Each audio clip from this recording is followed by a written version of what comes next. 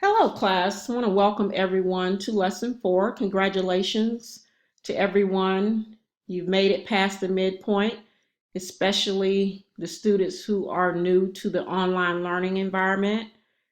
Congratulations again. We're at the midpoint, so hang in there. We have 3 more lessons so far, so, don't give up. Continue to do a great job, in the discussions and getting your assignment submitted in a timely fashion. So in lesson 4, you explore different operating systems. Many of you have already started discussion, your discussion A, looking at Mac and Windows. There's Linux, Unix, Sun Solaris, and many more different types of operating systems. Some are, less popular.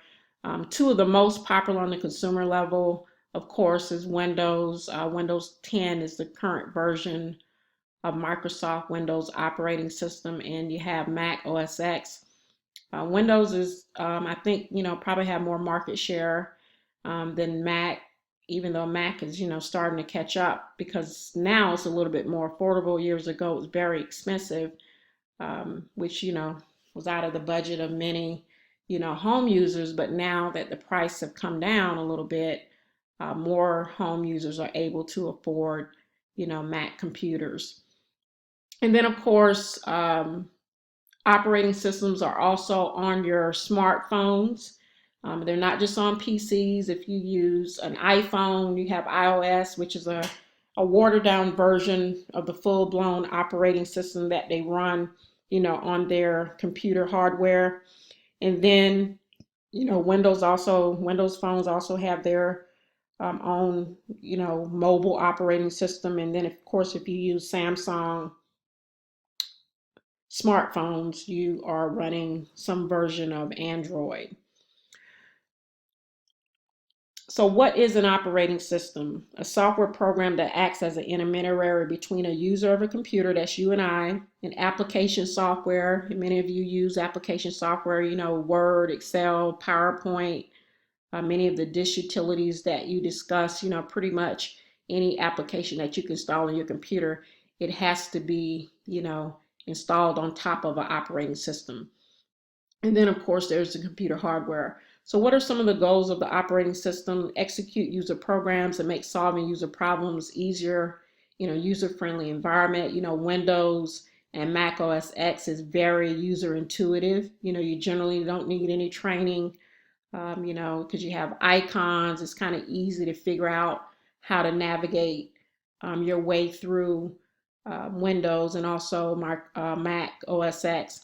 And also, the operating system goes to make the computer system convenient to use. I like to think of the operating system as an engine in a computer. I'm sorry, engine in a car. You have to have the engine working properly in order for most other things to work. So you have to have an operating system, and of course, your application software that you want to run on your computer must be compatible with the physical hardware as well as the operating system. So, for example, there's a version of Microsoft Office that is compatible with Windows, and there's another version of Microsoft Office that is compatible with Mac. So you have to run Microsoft Office for Windows on a Windows computer, and you have to run Microsoft Office for Mac on a Mac computer. You can't, interchange those. So, and if you've ever picked up, a software box or application box and looked at the system requirements, it'll tell you what operating system it runs on and what type of hardware you need to run that application. So a lot of time users will run into compatibility problems because they may have an older computer that does not meet the system requirements of the newer software, okay? And you will just explore these topics in greater detail throughout your reading. So I want to make sure I mention keep up in the discussions, meeting all the requirements. You have a discussion A, and for discussion A, you need to do 3 substantive responses to your fellow learners. Simply doing, saying I agree or good job will result in loss of points. You really want to follow that up with something of substance. Either ask a question about what your fellow learner said, or you want to add additional information to what they said. I always recommend 2 or 3 sentences per response. So you have a main post A with 3 responses, and then also you have a main post B with 3 follow-up responses. So you want to make sure you meet all those requirements so you can get your, all of your 50 points. Midterm evaluation counseling forms have been completed for students who are at risk for not passing the course. So you want to make sure you check the grade book. If you are, at a 70% and under grade point average, it's kind of, a warning.